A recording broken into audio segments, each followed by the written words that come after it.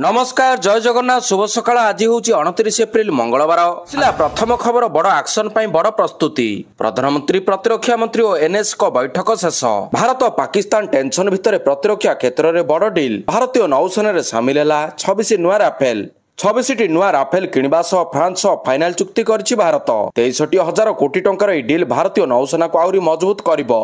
एथिरे 22टी single seater Rafale M jet एवं 4टी डबल सीटर ट्रेनर युद्ध विमान रही। भारतर प्रतिरक्षा सचिव राजेश कुमार सिंह एवं फ्रांस राष्ट्रदूतों उपस्थिति चुक्ति स्वाक्षर होईछि। युद्ध विमान परिवहनकारी युद्ध जहाज आईएनएस विक्रमादित्य एवं स्वदेशी ज्ञान कौशल निर्मित आईएसएस विक्रांत सामिल हेबो। ଏହି ଚୁକ୍ତି ଅନୁଯାୟୀ ଯୁଦ୍ଧ ବିମାନର ମରାମତି ଚାଳକଙ୍କୁ ପ୍ରଶିକ୍ଷଣ କିଛି ପାର୍ଟସର ଘରେ ନିର୍ମାଣ ମଧ୍ୟ କରାଯିବ। ପରବର୍ତ୍ତୀ ଖବର ସପ୍ତାହେ ପର୍ଯ୍ୟନ୍ତ କାଳବୈଶାଖୀ ଛତିଶଗଡ଼ ମଧ୍ୟ ଭାରତରୁ ଓଡ଼ିଶା ଯାଏଁ ଗୋଟିଏ ଟପ୍ ଲାଇନ୍ ରହିଛି। ତା ପ୍ରଭାବରେ ଆଗାମୀ କିଛି ଦିନ ଯାଏଁ ଓଡ଼ିଶା ଆକାଶ ମେଘାଚ୍ଛନ୍ନ ରହିବ। ଏପରିକି ସମୟ ସମୟରେ ବାଦଲ ମଧ୍ୟ ରହିବ ଯାହାକି ତାପମାତ୍ରାରେ ବିଶେଷ ପରିବର୍ତ୍ତନ ଆସିବ ନାହିଁ ବୋଲି କହିଛନ୍ତି SOACEICର ନିର୍ଦ୍ଦେଶକ ଡକ୍ଟର ଶରତ ଚନ୍ଦ୍ର ସାହୁ। ସେ ଆହୁରି ମଧ୍ୟ କହିଛନ୍ତି ଯେ ମେ ମାସ ପ୍ରଥମ ସପ୍ତାହ ଯାଏଁ ବିଶେଷ ଟାଣକରା ହେବ ନାହିଁ। ଉପକୂଳ ଓଡ଼ିଶାରେ ସର୍ବାଧିକ ତାପମାତ୍ରା 38 ଡିଗ୍ରୀ ପହଞ୍ଚିବାର ସମ୍ଭାବନା ରହିଛି କିନ୍ତୁ ସାଧାରଣତଃ 34-35 ଡିଗ୍ରୀ ପାରଦ ରହିବ। ପଶ୍ଚିମ ଓଡ଼ିଶାରେ ମଧ୍ୟ ସମାନ ପ୍ରକାର ତାପମାତ୍ରା ଅନୁଭୂତ ହେବାର ସମ୍ଭାବନା ରହିଛି। ପରବର୍ତ୍ତୀ ଖବର ସୀମାରେ ଗୁଳି ବର୍ଷା ପୁଣି ଥରେ ପାକିସ୍ତାନ ସୀମାରେ ଫାୟାରିଂ ଆରମ୍ଭ କରିଛି। ପାକିସ୍ତାନ ପଟୁ ଲଗାତାର 5 ଦିନ ହେବ ଛୋଟ ବଡ଼ ଗୁଳିମାଡ଼ କରୁଛି। ଡରୁଛି ପାକିସ୍ତାନ ଛାନିଆ ସେନା କିଛି ତ କରିପାରିବେନି ଖାଲି ଗୁଳିମାଡ଼ କରି ମନ ବୁଝାଉଛି। ପାକ୍ ସେନା ଜାଣିଛି ଆଜି ନହେଲେ କାଲି ଭାରତ ତା ଉପରେ ଆକ୍ସନ ନେବ ସେଥିପାଇଁ ଛାନିଆ ପାକ୍ ସେନା ବଙ୍କରରେ ରହୁଛନ୍ତି ପାକ୍ ସେନା। ପରବର୍ତ୍ତୀ ଖବର ମେ 2 ଓଡ଼ିଶା ଯୁଗ୍ମ ପ୍ରବେଶିକା ପରୀକ୍ଷା ଓଜେଇ 2025 ପରୀକ୍ଷା ପାଇଁ କାର୍ଯ୍ୟସୂଚୀ ପ୍ରକାଶ ପାଇଛି। ଆସନ୍ତା ମେ 2 ତାରିଖରୁ ପରୀକ୍ଷା ହେବ 12 ତାରିଖ ଯାଏଁ 3ଟି ସିଫ୍ଟରେ ପରୀକ୍ଷା ହେବ। ସମସ୍ତ ପରୀକ୍ଷା କମ୍ପ୍ୟୁଟର ବେସ୍ଡ ଟେଷ୍ଟ ସିବିଟି ମୋଡରେ କରାଯିବ। ଛାତ୍ରଛାତ୍ରୀ ୱେବସାଇଟରୁ ନିଜର ଆଡମିଟ୍ କାର୍ଡ ଡାଉନଲୋଡ କରିପାରିବେ।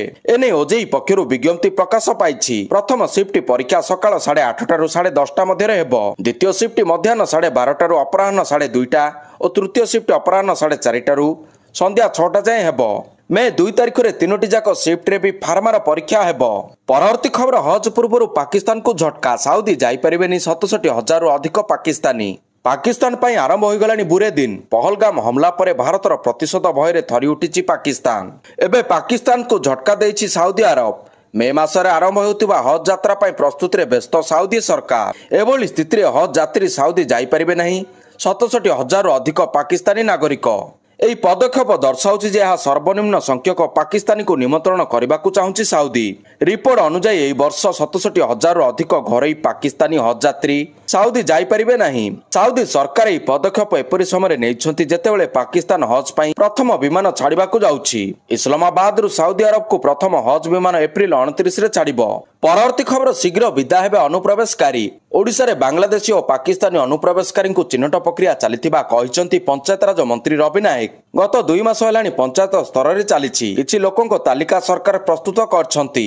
ସେମାନେ କେଉଁଠି ରହି କ'ଣ କାମ କରୁଛନ୍ତି ସେ ସମ୍ପର୍କରେ ସରକାର ଅବଗତ କରିଛନ୍ତି।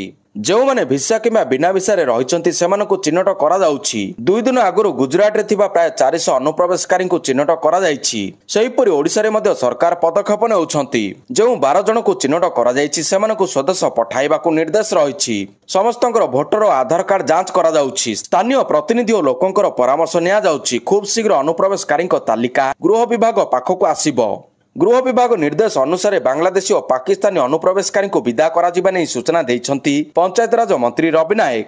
ପରବର୍ତ୍ତୀ ଖବର ପହଲଗାମ ଆକ୍ରମଣ ଚୀନ ସାଟେଲାଇଟ। ପହଲଗାମ ଆକ୍ରମଣରେ ଗୋଟିଏ ପରେ ଗୋଟିଏ ସତ ସାମ୍ନାକୁ ଆସୁଛି। ଆତଙ୍କୀଙ୍କର ପାକିସ୍ତାନ ସହ ସମ୍ପର୍କ ଥିଲା ଏହା ତ ସ୍ପଷ୍ଟ। ହେଲେ ସେମାନେ ଆକ୍ରମଣ ବେଳେ ଯେଉଁ ଫୋନ ବ୍ୟବହାର କରିଥିଲେ ତାହା ଚାଇନାର ଥିଲା ବୋଲି ଜଣାପଡ଼ିଛି। ଖାଲି ଏତିକି ନୁହେଁ ବରଂ ଭାରତ ବିରୋଧରେ ଚାଇନାର ଷଡ଼ଯନ୍ତ୍ର ସ୍ପଷ୍ଟ ହୋଇଛି। ପୂର୍ବରୁ ବି ଅନେକ ସମୟରେ ଚୀନ ପାକିସ୍ତାନକୁ ସାହାଯ୍ୟ କରୁଥିବାର ଖବର ସାମ୍ନାକୁ ଆସିଛି। ହେଲେ ଆତଙ୍କୀ ଯେଉଁପରି ଭାବରେ ନରସଂହାର କଲେ ପୁରା ବିଶ୍ୱ ତାକୁ ନିନ୍ଦା କରୁଛି। ଏବେ ଚୀନର ସମ୍ପୃକ୍ତି ଥିବା ଜଣାପଡ଼ିବା ପରେ ଜିନପିଙ୍ଗ କେମିତି ପରଦା ପଛରେ ଖେଳ କରୁଛନ୍ତି ତାହା ମଧ୍ୟ ଜଣାପଡ଼ିଯାଇଛି। ପରବର୍ତ୍ତୀ ଖବର ପାକିସ୍ତାନୀ ପାଇଛନ୍ତି ରାସନ କାର୍ଡ। ବିଦେଶୀ ପାଇଛନ୍ତି ରାସନ କାର୍ଡ। ଆଶ୍ଚର୍ଯ୍ୟ ଲାଗୁଥିଲେ ମଧ୍ୟ ସମ୍ପୂର୍ଣ୍ଣ ସତ। ଓଡ଼ିଶାରେ ପାକିସ୍ତାନୀ ବାଂଲାଦେଶୀ ଏବଂ ମିଆଁମାର ଲୋକ ହାତେଇଛନ୍ତି ରାସନ କାର୍ଡ। ଏହା ଜାଣିବା ପରେ ତତ୍ପର ହୋଇଛି ପ୍ରଶାସନ। ଏନେଇ ଯୋଗାଣ ମନ୍ତ୍ରୀ କୃଷ୍ଣଚନ୍ଦ୍ର ପାତ୍ର କହିଛନ୍ତି ଯେଉଁ ବିଦେଶୀମାନେ ରାସନ କାର୍ଡ ପାଇଛନ୍ତି ସେମାନଙ୍କ ନାଁ ରାସନ କାର୍ଡରୁ କଟିବ। ओडिशा को अनुप्रवेश कर राशन कार्ड हाथेइथिबा विदेशी को चिन्हट पर निर्देश देइछि विभाग। पाकिस्तान बांग्लादेश म्यांमार अनेक विदेशी राशन कार्ड हाथेइथिबा जणा पड़िछि। एथिपई समस्त जिलापाल को निर्देश दिया जाइछि जे सेमानकु चिन्हट कर राशन कार्ड ना काटिबाको कुहा जाइछि। प्रक्रिया सरिले संख्या सामना को आसीबो बोली स्पष्ट करछन्ति मंत्री। परवर्ती खबर केवल सरकारी स्तर में व्यवहार होब जातीय चिन्ह नचेत होब दृढ़ कार्यानुष्ठान। जातीय चिन्ह अशोक स्तंभर अपव्यवहार को नहीं तत्परता देखाइछन्ति राज्य सरकार। राज्य में कौन व्यक्तिविशेष व्यवसाय प्रतिष्ठान किंवा अनुष्ठान पक्षर जातीय चिन्ह को मन इच्छा व्यवहार करा जाई परिबो नाही। जदि कौनसी ठारे यार अपव्यवहार करा जाउथिबार घटना सामना को आसीबो तेबे आईन अनुसार कार्यानुष्ठान ग्रहण करा जिवो बोली सूचना रहिछि। भारत सरकारଙ୍କର स्वराष्ट्र मंत्रालय पक्षर जुग्म सचिव जी पार्थसारथी मुख्य शासन सचिव को अवगत करबा परे राज्य सरकार पक्षर तत्परता प्रकाश पाई। परवर्ती खबर प्रश्नपत्र त्रुटि को नहीं हेब तदंत। ओपीएससी एवं ओएसएससी प्रश्नपत्र त्रुटि को नहीं उच्च शिक्षा मंत्री सूर्यवंशी सूरज को प्रतिक्रिया। मंत्री कहले यह मो विभाग अधीन में जाऊ नाही। आगु ओपीएससी कहतु कि ओडिशा स्टाफ सिलेक्शन कमिटी रे बहुत अव्यवस्था रही आसी। विधानसभा पूर्व अधिवेशन में यह व्यवस्थित करने पदक्षेप नि आगु सबकिछि व्यवस्थित ढंग से हेब बोली उच्च शिक्षा मंत्री कहते। सेबडे प्रश्नपत्र त्रुटि घटनार तदंत हेब बोली मंत्री प्रतिश्रुति देइछन्ति। परवर्ती खबर भुवनेश्वर स्टेशन रे हाई अलर्ट। पहलगाम आतंकवादी आक्रमण पर सारा देश रे हाई अलर्ट। सब स्टेशन रे फ्लैग मार्च करबा सह लोकंकु सतर्क करा जाउछि। एई क्रम रे भुवनेश्वर स्टेशन रे पुलिस पक्षरु फ्लैग मार्च करा जिबा सह लोकंकु सचेतना करा जाउछि। कौनसी संदिग्ध व्यक्ति किंबा जिनिस देखिबा मात्रे तुरंत जीआरपी किंबा आरपीएफ को सूचना देबा पई लोकंकु कहा जाउछि। सेहि भली कौनसी लोक संदेहजनक कार्य करथिबा देखिले तुरंत खबर देबा पई आरपीएफ पक्षरु कहा जाउछि। समस्त यात्रींकर लगेज स्कान करबा सह बैग चेकिंग करा जाउछि। डाकबाजी जंत्र द्वारा समस्त रेल यात्री को एभली अलर्ट करा जाउछि। परवर्ती खबर बीबीसी को केंद्र सरकार को नोटिस। पहलगाम आतंकी आक्रमण खबर प्रसारण नहीं नोटिस। आतंकी को योद्धा बोली दर्शाइथिले बीबीसी। केंद्र सरकार कहते कि वैदेशिक मंत्रालय बीबीसी रिपोर्टिंग उपरे नजर रखिछि। भारतर बीबीसी मुख्य को चिठी लिखिछन्ति केंद्र सरकार। तेबे यह कि धरणर रिपोर्टिंग बोली केंद्र सरकार जवाब मागिछन्ति। परवर्ती खबर आरंभ है डिजिटल स्ट्राइक। भारत में 16 Pakistan YouTube channel ban. Pahalgam आक्रमण सारा देश को स्तब्ध करिछि। आतंकवादी को उचित पाने देबा पई भारत पक्षरु जोरदार प्रस्तुति चलिछि। दिनकु दिन निया जाउछि बड़ बड़ कार्यानुष्ठान। प्रथमे भारत में बास करथिबा पाकिस्तान नागरिकों को 48 घंटा भितरे देश छाड़िबाको नोटिस जारी होइतिला। एबे भारत आरंभ कर देछि डिजिटल स्ट्राइक। गोटिए परे गोटिए बड़ एक्शन नेउछि भारत। सिंधु नदी पानी बंद करबा परे एबे डिजिटल स्ट्राइक करछि भारत। भारत में पाकिस्तान यूट्यूब चैनल को बैन कर दिया जायछि। पहलगाम आतंकी आक्रमण पर यह द्वितीय बड़ कार्यानुष्ठान बोली कहा जाउछि। पाकिस्तान 16 टी यूट्यूब चैनल उपर प्रतिबंधक लगाइछि भारत। पूर्व सोशल मीडिया एक्स बंद करथिला भारत। परवर्ती खबर 90 वर्ष रे पाद थापिला ओडिया सिनेमा। एप्रिल 28 को ओडिया सिनेमा दिवस घोषणा दाबी। एप्रिल 28 को ओडिया सिनेमा दिवस भाव में घोषणा करबा पई दाबी कले कलाकार। गतकाली 90तम ओडिया सिनेमा दिवस पालन अवसर में स्थानीय प्रेस क्लब ठारे एकाठी होइतिले ओडिया सिनेमार बहु नामी दामी कलाकार, निर्देशक और प्रयोजक। ओडिशा सरकार आनुष्ठानिक भाव में एप्रिल 28 को ओडिशा सिनेमा दिवस रूप घोषणा करंतु बोली कलाकार समेत निर्देशक प्रयोजक दाबी करछन्ति। एप्रिल 28 1936 मसीह प्रथम ओडिया चलचित्र सीता विवाह मुक्तिलाभ करथिला। से दिन को मन पकाइबा पई और मन रखिबा पई एप्रिल 28 को ओडिया सिनेमा दिवस रूप में मान्यता पाइबा नहीं दाबी होइछि। परवर्ती खबर 117 जन जमाकारी 2 कोटी 80 लाख जमा अर्थ फेराइले मुख्यमंत्री। भुवनेश्वर सहरांचल समवाय बैंक जमाकारी मानकर जमा अर्थ फेरस्त करा जायछि। मधुसूदन दासक 177तम जयंतीर राज्यस्तरीय कार्यक्रम अवसर में जमाकारी अर्थ फेरस्त करिसेंति मुख्यमंत्री। 117 जन जमाकारी 2 कोटी 80 लाख जमा अर्थ फेरस्त करा जायछि। पर्यायक्रमे 9537 जमाकारी 20 कोटी अधिक टंका फेरस्त करा जिवो। पूर्वरु 1 लाख कम जमा अर्थ थिबा जमाकारी को अर्थ फेरस्त करा जायतिबा बेले वर्तमान 1 लाख अधिक जमा अर्थ थिबा जमाकारी को अर्थ फेरस्त नहीं प्रक्रिया आरंभ होइछि। 2014 मसीह जमाकारी अर्थ फस रहितिबा बेले मुख्यमंत्री अभियोग प्रकोष्ठ रे अभियोग करथिले जमाकारी। अभियोग को आधार करी जमाकारी जमा अर्थ फेरस्त नहीं प्रक्रिया आरंभ होइछि। यासह त्रिभुवन समवाय विश्वविद्यालय गुजरात इरमा स्कूल आनंद सहित बुझामणा पत्र स्वाक्षरित होइछि। परवर्ती खबर भिजिटर 100 छात्रों विरोध में कार्यानुष्ठान। 5 छात्री को हॉस्टेल छाड़वा निर्देश। संबलपुर जिलार बुर्ला स्थित वीर सुरेंद्र साय वैश्यिक विश्वविद्यालय कैंपस रे शांति श्रृंखला रक्षा पर विशृंखला आचरणकारी छात्रों विरोध में कार्यानुष्ठान नेले कर्तृपक्ष। एप्रिल 10 तारिख में भिजिटर जड़े छात्री ଫିସରୀ ଅଞ୍ଚଳରେ ବୁଡ଼ି ମୃତ୍ୟୁବରଣ କରିବା ପରେ କାର୍ଯ୍ୟାନୁଷ୍ଠାନ ନେଇଛନ୍ତି ଭିସୁଟ୍ କର୍ତ୍ତୃପକ୍ଷ।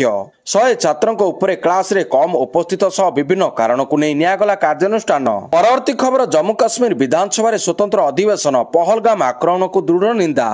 ଜମ୍ମୁ କାଶ୍ମୀର ବିଧାନସଭାର ସ୍ୱତନ୍ତ୍ର ଅଧିବେଶନ ପହଲଗାମ ଆତଙ୍କୀ ହମଲାକୁ ନେଇ ସ୍ୱତନ୍ତ୍ର ଅଧିବେଶନ। ବିଧାନସଭାରେ ପହଲଗାମ ଘଟଣାକୁ ଦୃଢ଼ ନିନ୍ଦା କରାଗଲା। ସ୍ୱତନ୍ତ୍ର ଅଧିବେଶନରେ ଆକ୍ରମଣ ବିରୋଧରେ ପ୍ରସ୍ତାବ ଦିଆଗଲା। କେନ୍ଦ୍ର ସରକାରଙ୍କ ଦ୍ୱାରା ଘୋଷିତ କୂଟନୈତିକ ପଦକ୍ଷେପକୁ ସମର୍ଥନ ଏବଂ ସାମ୍ପ୍ରଦାୟିକ ସମ୍ଭାବନା ବଜାୟ ରଖିବା ପାଇଁ ବିଧାନସଭାରେ ପ୍ରସ୍ତାବ ପାରିତ ହୋଇଥିଲା। ଏଥିରେ ସାରା ଭାରତର ନାଗରିକଙ୍କ ସୁରକ୍ଷା ପାଇଁ ନିବେଦନ କରାଯାଇଥିଲା। ସୋମବାର ପହଲଗାମରେ ଆତଙ୍କବାଦୀ ଆକ୍ରମଣ ପ୍ରାଣ ହରାଇଥିବା 26 ଜଣଙ୍କୁ ଶ୍ରଦ୍ଧାଞ୍ଜଳି ଜଣାଇ ଜମ୍ମୁ ଓ କାଶ୍ମୀର ବିଧାନସଭାର 2 ମିନିଟ୍ ନୀରବ ପ୍ରାର୍ଥନା କରାଯାଇଥିଲା। ପରବର୍ତ୍ତୀ ଖବର ବାଙ୍ଗିରିପୋଷି ପୁରୀ ସୁପରଫାଷ୍ଟ ଏକ୍ସପ୍ରେସରେ ଏଲ୍ଏଚ୍ବି କୋଚ୍ର ଶୁଭାରମ୍ଭ। Bangiriposi Puri intercity superfast express ଟ୍ରେନରେ ଏଲ୍ଏଚ୍ବି କୋଚ୍ର ଶୁଭାରମ୍ଭ ହୋଇଛି। ସୋମବାର ଠାରୁ ଆରମ୍ଭ ହୋଇଛି ଏହି ଟ୍ରେନ୍। ଲୋକସଭା ସାଂସଦ ନବଚରଣ ମାଝୀ, ରାଜ୍ୟସଭା ସାଂସଦ ମମତା ମହାନ୍ତ, ବାଙ୍ଗିରିପୋଷି ବିଧାୟକ ସଞ୍ଜଲି ମୁର୍ମୁ, ସାରସକଣା ବିଧାୟକ ଭାଦବ ହାଂସଦାଙ୍କ ଉପସ୍ଥିତିରେ ବାଙ୍ଗିରିପୋଷି ରେଳ ଷ୍ଟେସନଠାରେ ଲୋକାର୍ପଣ କାର୍ଯ୍ୟକ୍ରମ ଅନୁଷ୍ଠିତ ହୋଇଥିଲା। ବାଙ୍ଗିରିପୋଷି ପୁରୀ ଦୈନିକ ଚଳାଚଳ କରୁଥିବା ଉକ୍ତ ଟ୍ରେନ୍ ଉପରେ ମୟୂରଭଞ୍ଜ ଜିଲ୍ଲା ସମେତ ବାଲେଶ୍ୱର, ଭଦ୍ରକ, ଯାଜପୁର ଆଦି ଜିଲ୍ଲାର ଅନେକ ଲୋକେ ନିର୍ଭରଶୀଳ ରହିଥାନ୍ତି। ଏଥିରେ ଏକ ଏସି ବଗି ସୁବିଧା ନଥିବା ବେଳେ ଏନେଇ ବାରମ୍ବାର ଦାବି ହେଉଥିଲା। ଏନେଇ ନିକଟ ଅତୀତରେ ବାଙ୍ଗିରିପୋଷି ବିଧାୟିକା ସଞ୍ଜଲି ମୁର୍ମୁ ମୁଖ୍ୟମନ୍ତ୍ରୀ ମୋହନ ଚରଣ ମାଝୀଙ୍କ ସହ କେନ୍ଦ୍ର ରେଳମନ୍ତ୍ରୀ ଅଶ୍ୱିନୀ ବୈଷ୍ଣବଙ୍କୁ ଲିଖିତ ଅନୁରୋଧ କରିଥିଲେ। ପରବର୍ତ୍ତୀ ଖବର ଗନ୍ଧମାର୍ଦ୍ଦନ ଲୋଡିଂ ଏଜେନ୍ସିରେ ଆର୍ଥିକ ଅନିୟମିତତା ମାମଲାର ତଦନ୍ତ ଜୋରଦାର, ଖୁବ୍ ଶୀଘ୍ର ଦାଖଲ କରାଯିବ ଚାର୍ଜସିଟ୍। ବହୁଚର୍ଚ୍ଚିତ ଗନ୍ଧମାର୍ଦ୍ଦନ ଲୋଡିଂ ଏଜେନ୍ସିରେ ଆର୍ଥିକ ଅନିୟମିତତା ମାମଲାର ତଦନ୍ତକୁ ଜୋରଦାର କରିଛି କ୍ରାଇମବ୍ରାଞ୍ଚ ଟିମ୍। ଏହି ମାମଲାର ଖୁବ୍ ଶୀଘ୍ର ଚାର୍ଜସିଟ୍ ଦାଖଲ କରାଯିବ ବୋଲି ଡିଜିପି ବିନୟତୋଷ ମିଶ୍ର କହିଛନ୍ତି। ଏହି ଘୋଟାଲାର ମୁଖ୍ୟ କାରପଟଦାର ରାଜା ଚକ୍ର ସହିତ ମୋଟ 4 ଜଣ ଅଭିଯୁକ୍ତଙ୍କୁ ଗିରଫ କରାଯାଇଥିବା ବେଳେ ମୋଟ 60ଟି ବ୍ୟାଙ୍କ ଆକାଉଣ୍ଟ ଜବତ କରାଯାଇଛି। ଏହି ମାମଲାରେ କିଛି ନୂଆ ଲୋକଙ୍କ ନାଁ ମଧ୍ୟ ସାମ୍ନାକୁ ଆସିବ ବୋଲି ଡିଜିପି କହିଛନ୍ତି। ପରବର୍ତ୍ତୀ ଖବର ଭାରତ ସହ ଲାଗ ନେଇ ସାନ ଭାଇ ସହବାଜଙ୍କୁ ପରାମର୍ଶ ଦେଲେ ନୱାଜ।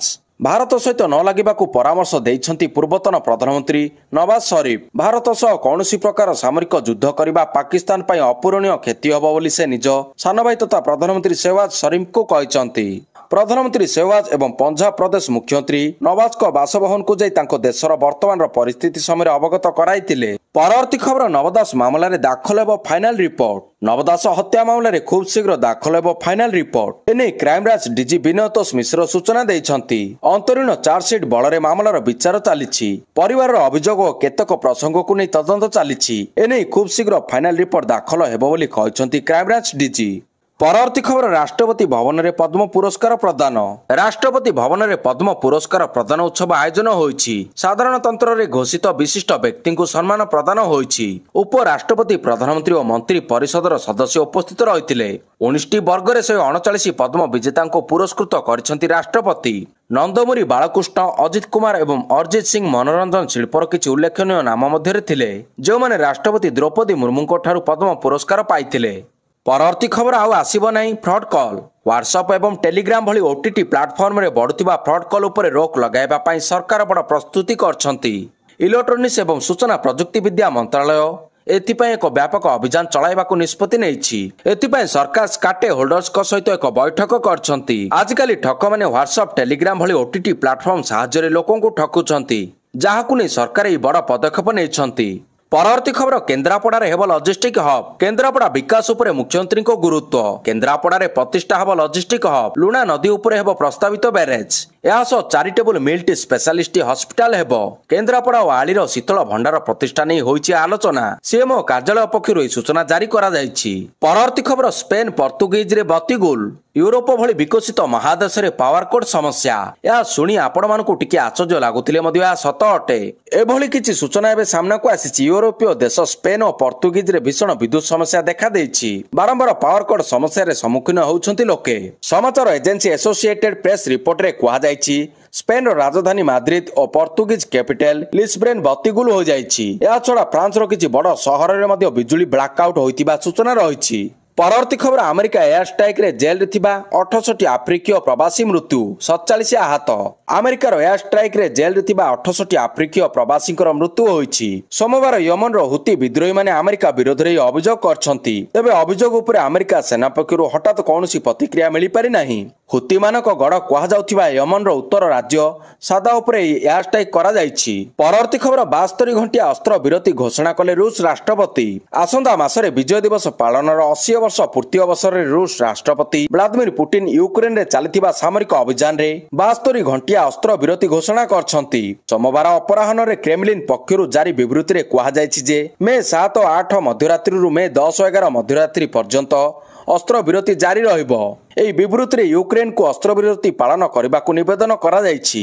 ୟୁକ୍ରେନ ପକ୍ଷରୁ ଅସ୍ତ୍ରବିରତି ଉଲ୍ଲଂଘନ ହେଲେ ରୁଷୀୟ ସଶସ୍ତ୍ର ବାହିନୀ ଏହାର ଯଥେଷ୍ଟ ପ୍ରଭାବଶାଳୀ ଜବାବ ଦେବ। ୟୁକ୍ରେନ ସଂକଟର ମୂଳ କାରଣକୁ ଦୂର କରିବା ଏବଂ ଅନ୍ତର୍ଜାତୀୟ ସହଯୋଗୀଙ୍କ ସହ ଗଠନମୂଳକ କାର୍ଯ୍ୟକଳାପ ଉଦ୍ଦେଶ୍ୟରେ ବିନା ସର୍ତ୍ତରେ ଶାନ୍ତି ଆଲୋଚନା ପାଇଁ ରୁଷ ପୁଣି ଥରେ ଘୋଷଣା କରିଛି। ପରବର୍ତ୍ତୀ ଖବର ୟୁଟ୍ୟୁବ ଭାରତର ମୁଖ୍ୟ ହେଲେ ଗୁଞ୍ଜନ ସୋନି, ମିଳିଲା ବଡ଼ ଦାୟିତ୍ୱ। ୟୁଟ୍ୟୁବରେ ଏକ ବଡ଼ ପରିବର୍ତ୍ତନ ହୋଇଛି। ୟୁଟ୍ୟୁବ ସୋମବାର ଗୁଞ୍ଜନ ସୋନିଙ୍କୁ ଭାରତ ପାଇଁ ନିଜ ନୂଆ ପରିଚାଳନା ନିର୍ଦ୍ଦେଶିକା ଭାବରେ ନିଯୁକ୍ତ କରିଛି। ତାଙ୍କ ନିଯୁକ୍ତି ୟୁଟ୍ୟୁବ ପାଇଁ ବହୁତ ଗୁରୁତ୍ୱପୂର୍ଣ୍ଣ କାରଣ ଓ ଅନେକ ସମୟ ଧରି ଏହି ପଦ ଖାଲି ଥିଲା। ଗୁଞ୍ଜନ ପୂର୍ବରୁ ଜେଲେରା ଷ୍ଟାର ଇଣ୍ଡିଆ ଓ ମିନ୍ତ୍ରା ଭଳି ଅନେକ କମ୍ପାନୀରେ କାମ କରିସାରିଛନ୍ତି। ବିଜନେସ୍ ଟେକ୍ନୋଲୋଜି, ମାର୍କେଟିଂ ଓ ଅନଲାଇନ ସପିଂରେ 20ରୁ ଅଧିକ ବର୍ଷର ଅଭିଜ୍ଞତା ରଖିଥିବା ଗୁଞ୍ଜନ ଏବେ ଭାରତରେ ୟୁଟ୍ୟୁବକୁ ଆଗକୁ ବଢ଼ାଇବା ପାଇଁ ନୂଆ ନୂଆ ପଦକ୍ଷେପ ନେବେ।